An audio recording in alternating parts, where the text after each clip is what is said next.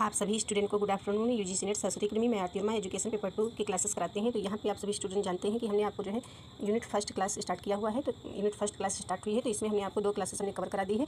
ये आपकी third class हो जाएगी। और यहाँ पे आपको हमने बताया है कि जो है यूनिट, ये आपकी जो फर्स्ट यूनिट है, इसमें आपके 4 भाग होते हैं, ठीक है, जिसमें से हमने आपको प्रथम भाग स्टार्ट किया हुआ है। इसमें आप देख सकते हैं प्रथम भाग आपका है शिक्षा में भारतीय दार्शनिक विचारधाराओं का योगदान।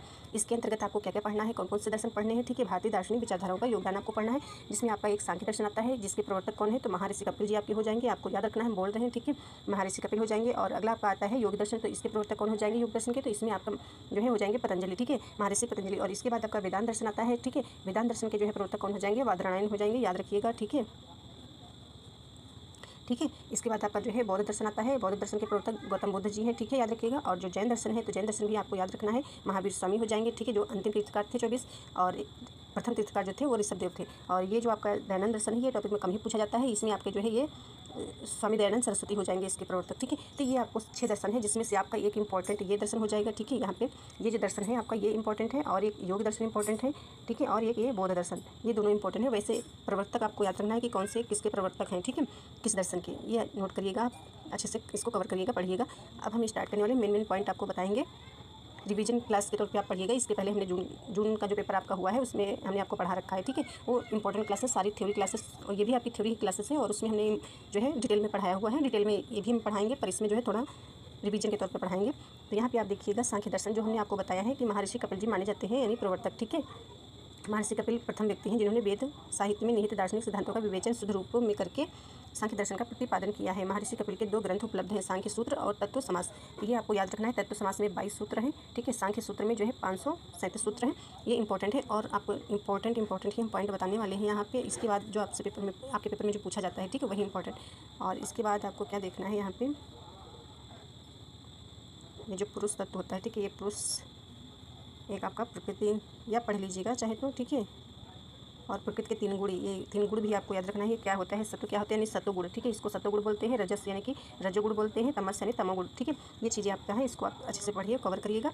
तो यहाँ पे जो सत्वगुण होता है, ठीक है, यानी कि सत्वगुण जो होता है ये शांति स्वभाव के इसमें व्यक्ति होते हैं, ठीक है।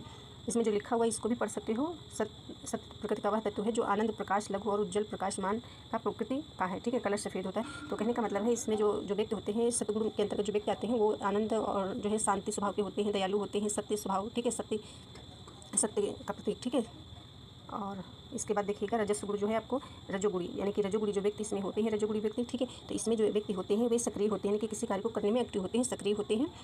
और उदाहरण के तौर पे इसमें आप देखिएगा जैसे कि व्यापारी आते हैं और खिलाड़ी आते हैं व्यक्ति, ठीक है। और सत्वगुण जो आपका सत्वगुण है, इसमें जो है संत लोग आते हैं, ठीक है, संत। और इसके बाद ये इसमें रजस्व वस्तुओं में क्रियाशीलता का सिद्धांत है, ठीक है, इसका कलर जो है लाल होता है, ठीक है। ये कुछ पॉइंट्स नोट करते चलिएगा। सत्वगुण में आप संत याद रख लीजिएगा, और इसमें जो है खिलाड़ी, व्यापारी, इस प्रकार से याद रख लीजिएगा। और तमोगुण जो होता है ये जो है नकारात्मक को जो है यहाँ से पढ़ सकते हैं आप। तमस यानी तमोगुणी में, तमस चीज़ों में निष्क्रियता और नकारात्मकता का सिद्धांत है, रंग काला होता है, अज्ञानता और जो है अंधकार पैदा करता है। तो कहने का मतलब इसमें वो हो जाएगा जो तमोगुणी व्यक्ति होते हैं, ठीक है, तमोगुणी व्यक्ति जो होते हैं वे नकारात्मक स्वभाव के होते हैं, नकारात्मकता अधिक पाई जाती है, ठीक है, अज्ञानता पाई जाती है। तो इस प्रकार के होते हैं। इसमें जो है जैसे कि नशेड़ी व्यक्ति आते हैं, ठीक है, इस प्रकार से व्यक्ति आते हैं, आलसी व्यक्ति आते हैं इसमें। और ये मेन पॉइंट आपका ये पढ़ाने का है इसमें। सांख्य दर्शन के अंतर्गत इसमें से क्वेश्चन पूछे जाते हैं, ठीक है, या ये इंपॉर्टेंट है आपके लिए। तो सांख्य दर्शन के 25 तत्व, ठीक है, ये आपको 25 तत्व आपको जानने हैं, ठीक है। तो सांख्य दर्शन आपका ये हो गया, ठीक है। इसके बाद आपको जानना है, तो यहाँ पे देखिएगा ये पुरुष हो गया, ठीक है, प्रकृति हो गया, महत्व बुद्धि हो गया, और अहंकार हो गया। ये आपके हो गए जो पुरुष और प्रकृति जो है मूल तत्व है। कहने का मतलब हो जाएगा कि पुरुष जो है और प्रकृति मूल तत्व है, इनसे ही 23 तत्वों की उत्पत्ति हुई है, ठीक है। इसके बाद महत्व बुद्धि, यानी कि जो महत्व होता है महत्व बुद्धि को ही बोलते हैं, ठीक है। और अहंकार, तो ये अहंकार जो है, अहंकार यहाँ पे देखिएगा अहम प्लस आकार यानी स्वयं का रूप हो गया, ठीक है। और इसका मतलब आपको अधिक जानना है, जैसे पुरुष हो गया तो चेतन विलक्षण, ये पुरुष जो होता है चेतन विलक्षण होता है, ठीक है, विलक्षण स्वभाव। और प्रकृति जो होता है कारण जड़, यानी कि कारण जड़ इसको बोला गया है। और महत्व और अहंकार को जो है अंतःकरण मन, ठीक है, इस प्रकार से। इसके बाद आपको देखना है अहंकार। इसके बाद सत्वगुण, ये जो अभी हमने आपको बताया है सत्वगुणी, रजोगुणी और तमोगुणी, तो ये आपका हो गया। तो इसमें आपको इस प्रकार से आप देखिए, ठीक है।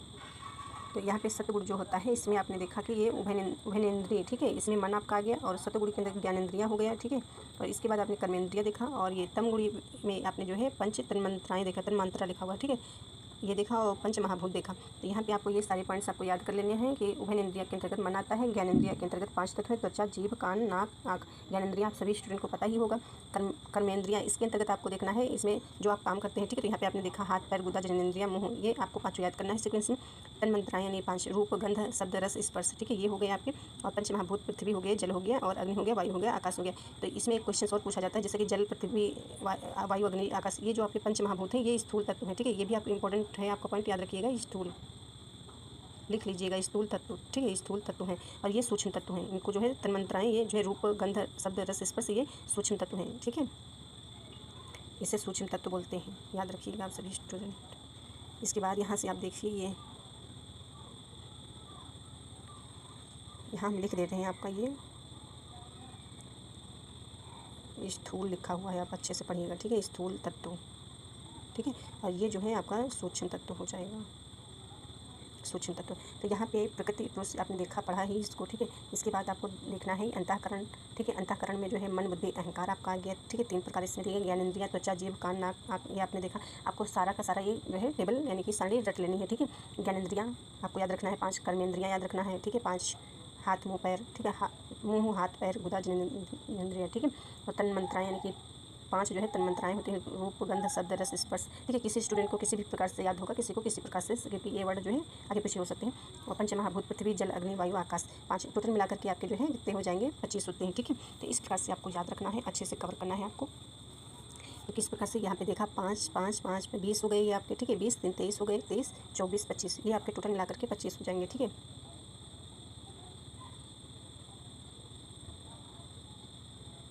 इसके बाद आपको देखना है, यहाँ पे काउंट में गलत हुआ है क्या, यहाँ से देखते हैं।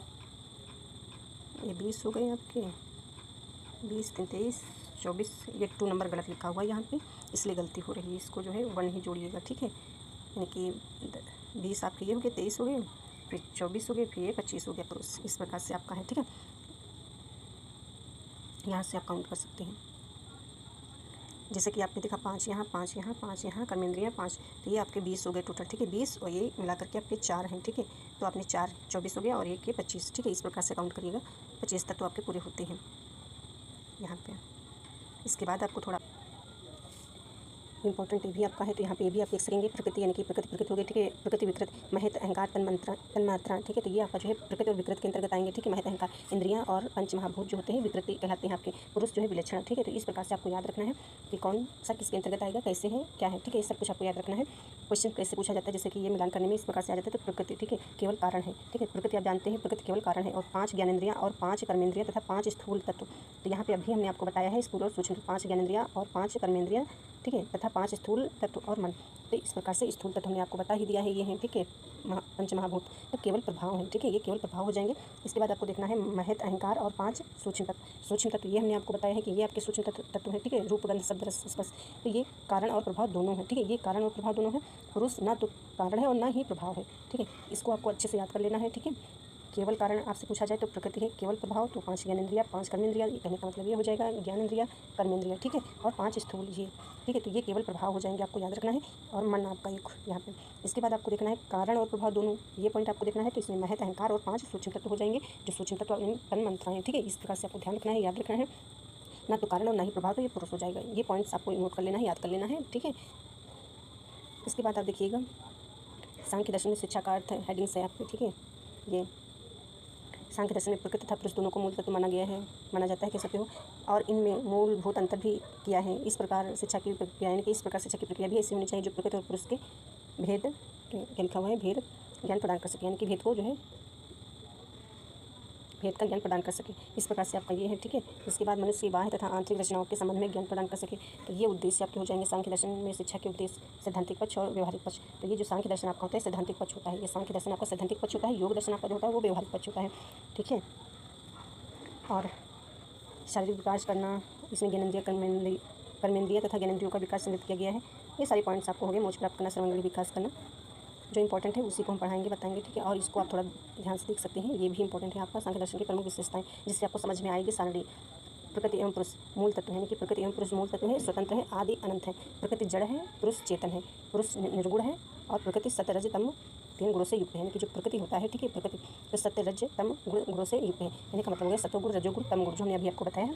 और इन दोनों के सहयोग से जगत का निर्माण हुआ है। कहने का मतलब है पुरुष और प्रकृति के, ठीक है, इन दोनों के जो है जगत का निर्माण हुआ, यानी सृष्टि का निर्माण हुआ है। दोनों के सहयोग से जगत का निर्माण हुआ है। जगत मतलब संसार सृष्टि कह सकते हो। स्वतंत्र होते हुए भी सृष्टि की रचना में अन्योन्य आश्रित है, ठीक है। किसी एक तत्व में सृष्टि की रचना करना संभव नहीं है। कहने का मतलब है किसी एक तत्व के बिना जो है सृष्टि का जो है रचना करना संभव नहीं है। तो ये चीज़ें आपकी हैं और आपको एक बार में पढ़ने में समझ में नहीं आएगा। जिन बच्चों ने एक दो बार पढ़ा हुआ होगा उनको ज़्यादा समझ में आएगा, ठीक है। और ऐसा नहीं कि आपके समझ में नहीं आएगा, आपके भी समझ में आएगा। आप अच्छे से पढ़िएगा, समझ में आएगा, ठीक है, कोशिश करिएगा। इसके बाद आपको क्या पढ़ना है, योग दर्शन आपका आता है, ठीक है। योग दर्शन को हम जो है रिवीजन के ही तौर पे आपको बताएंगे। तो यहाँ पे आप देखिएगा योग दर्शन, तो योग दर्शन के जो प्रवर्तक हैं हमने आपको बता ही दिया है, पतंजलि हैं, ठीक है, महर्षि पतंजलि जी। तो योग दर्शन 6 आस्तिक दर्शनों में से प्रमुख दर्शन माना जाता है, ठीक है। और इसके बाद आपको क्या क्या पढ़ना है, यहाँ पे प्रतिपादक आपने देखा जो अभी हमने आपको बताया है। इसके बाद आपका योग का अर्थ आपको देखना है, आत्मा परमात्मा का योग, ठीक है, ये हो जाएगा। इसके बाद आपको क्या देखना है, योग दर्शन डिटेल में पढ़ना है, यहाँ से आपको देखना है।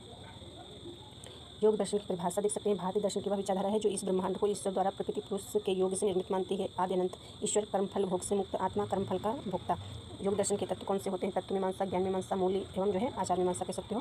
तो ये तत्व मीमांसा जो है सांख्य दर्शन तत्व मीमांसा, ठीक है, ये हो जाएगा सृष्टि यानी कि प्रकृति, ये जो तत्व मीमांसा है, ठीक है, तत्व मीमांसा के सांख्य दर्शन तत्व मीमांसा ये हो गया आपका, ठीक है। और सृष्टि बराबर प्रकृति प्लस पुरुष। योग दर्शन में तत्व मीमांसा यानी कि सांख्य दर्शन में जो तत्व मीमांसा की बात करी गई है, तो ये चीज़ें होगी। योग दर्शन में तत्व मीमांसा तो सृष्टि बराबर प्रकृति प्लस पुरुष प्लस जो है ईश्वर हो जाएगा आपका। ईश्वर की सत्ता में विश्वास करते हैं, ठीक है, 26वां तत्व है। कहने का मतलब ये हो गया कि जैसे कि हमने आपको सांख्य दर्शन भी पढ़ाया है, ठीक है, ये जो सांख्य दर्शन हमने आपको पढ़ाया इसमें 25 तत्व हो गए, ठीक है। और जो योग दर्शन होता है इसमें जो है एक ईश्वर जुड़ जाता है, ठीक है, जैसे कि उसमें 26 हो गए टोटल, हमने आपको भी काउंट करके बताया जो, ठीक है। इसमें जो ईश्वर, ठीक है, 26वां तत्व हो जाता है, ठीक है, ईश्वर की सत्ता में विश्वास करता है। फिर ईश्वर सृष्टि करता है, ठीक है, ईश्वर जो सृष्टि करता होता है। प्रकृति तथा पुरुष आधारभूत साधन है, ठीक है। कहने का मतलब है प्रकृति और पुरुष जो होता है ये आपका आधारभूत साधन होता है, ठीक है, और ईश्वर जो सृष्टि करता होता है। तो ज्ञान मीमांसा के बारे में आपको पढ़ लेना है। बाह्य उपकरण इंद्रियों, आंतरिक उपकरण मन, अहंकार बुद्धि, ये सब चीज़ें। बाह्य उपकरण में आपने देखा इंद्रियों, आंतरिक उपकरण यानी कि ये इंद्रियों से संबंधित हो जाएगा बाह्य इंद्रियाँ, और जो है आंतरिक उपकरण मन, अहंकार बुद्धि और वस्तु जगत का ज्ञान, ठीक है, ये वस्तु जगत का ज्ञान आपका हो गया।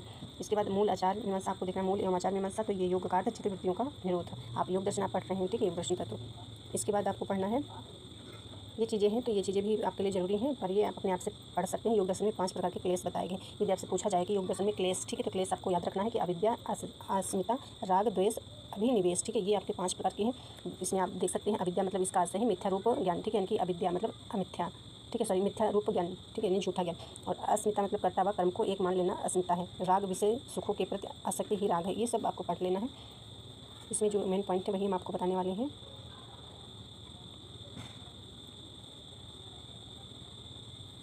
ये आप सभी स्टूडेंट यहाँ पे देखिएगा योग दर्शन जो दिया गया है, योग के अष्टांग मार्ग या साधन आप कह सकते हैं, अष्टांगिक मार्ग भी कहा गया है, या 8 साधन कहेंगे या 8 अंग कह सकते हो, 8 अंग भी बोला गया है। तो योग दर्शन में शरीर, इंद्रियों और चित्त की शुद्धि एवं आत्म उन्नति एवं आत्मज्ञान हेतु 8 प्रकार के साधन बताए गए हैं। इन 8 प्रकार के साधन को योगांग भी कहा जाता है। तो ये भी याद रखिएगा कि योग दर्शन में अष्टांगिक मार्ग या 8 साधन या 8 अंग या योगांग भी कहा गया है। तो कौन कौन से होंगे 8, ठीक है, तो यहाँ पे देखिए 8 प्रकार। यम हो गया, नियम हो गया, यम नियम आसन प्राणायाम प्रत्याहार धारणा ध्यान समाधि हो गया। तो ये जो होते हैं यम नियम आसन प्राणायाम 5, ये बहिरंग योग साधन है, ये बाहरी साधन कह सकते हो, ठीक है।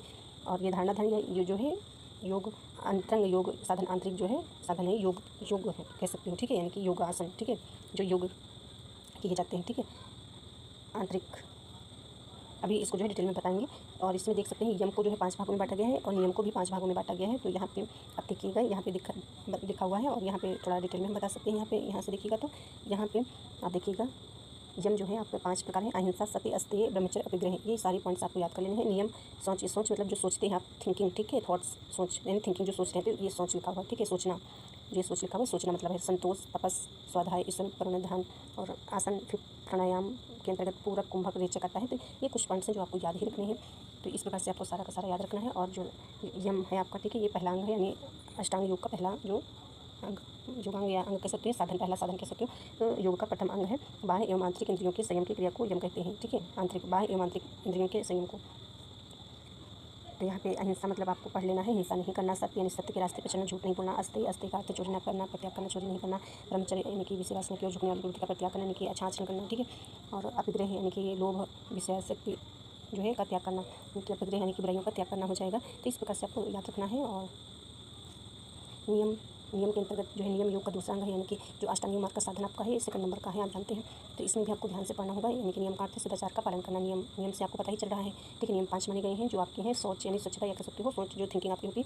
शारीरिक और मानसिक शुद्धि को अपनाना चाहिए, शरीर और मन की पवित्रता होनी चाहिए। संतोष, आपको संतोष करना चाहिए, जो जितना है उतने खुश रहना चाहिए। उचित प्रयास से जो कुछ भी प्राप्त हो उससे संतुष्ट रहना चाहिए, संतोष करना चाहिए, संतोष कहा जाता है। तपस, सर्दी गर्मी सहन की शक्ति होनी चाहिए। लगातार बैठे रहना, खड़ा रहना, शारीरिक कठिनाइयों को झेलना तब कहा जाता है तपस, ठीक है। और स्वाध्याय का अर्थ है शास्त्रों का अध्ययन करना, ज्ञानी पुरुष के कथनों का अनुशीलन करना स्वाध्याय। ईश्वर पर ध्यान, यानी कि ईश्वर में विश्वास करना, यानी कि परम आवश्यक ईश्वर की प्रति श्रद्धा रखना, ठीक है। योग दर्शन के ध्यान को योग का सर्वश्रेष्ठ विषय माना जाता है। और यही सब चीज़ें हैं। यम और नियम में अंतर है कि यम निषेधात्मक सद्गुण है और जबकि नियम जो है भावात्मक सद्गुण है। इस प्रकार से आपका हो जाएगा। और ये टोटल ये जो है आपका आसन के बारे में लिखा हुआ है, ठीक है। यानी कि विशेष शरीर को विशेष मुद्रा में रखना, आसन प्राणायाम यानी कि जो है श्वास प्रक्रिया को नियंत्रण करना, ठीक है। ये सब चीज़ें हैं। ये कुंभ प्राणायाम के 3 भेद जो होते हैं, पूरक, कुंभक, रेचक, ये आपका हो जाएगा।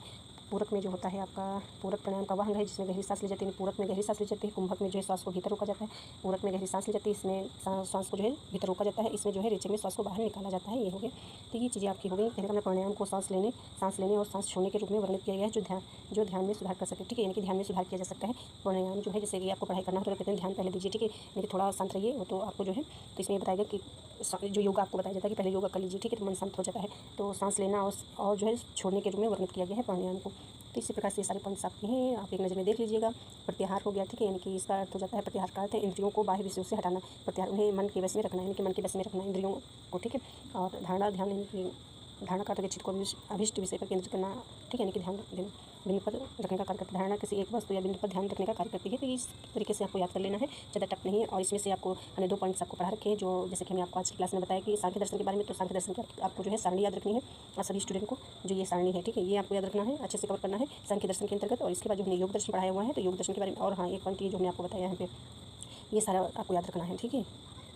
और इसके बाद आपको योग दर्शन जो हमने पढ़ाया है, तो योग दर्शन के जो प्रवर्तक आपको याद रखने हैं, प्रवर्तक, ठीक है, यानी कि जनक कह सकते हो। और ये चीज़ें आपको याद रखनी है, इंपॉर्टेंट है। चाहे तो आप नोट भी कर सकें सभी स्टूडेंट। तो योगांग भी कहा जाता है, 8 अंग आपके हो गए, या साधन कह सकते हो, अष्टांगिक मार्ग या अष्टांग मार्ग कह सकते हो। तो ये आपको याद कर लेने हैं सीक्वेंस में इसी प्रकार से। यम, नियम, आसन, प्राणायाम, प्रत्याहार, धारणा, ध्यान, समाधि हो जाएगा। और इसके भी 5 भाग हैं, इसके भी 5 भाग हैं, ठीक है। यानी कि यम और नियम के, तो ये सब पॉइंट्स हैं, आपको याद रखना है। और थैंक यू, मिलते हैं अगली क्लास में। आप अच्छे से अपना रिवीजन करिए, पढ़िए। Thank you.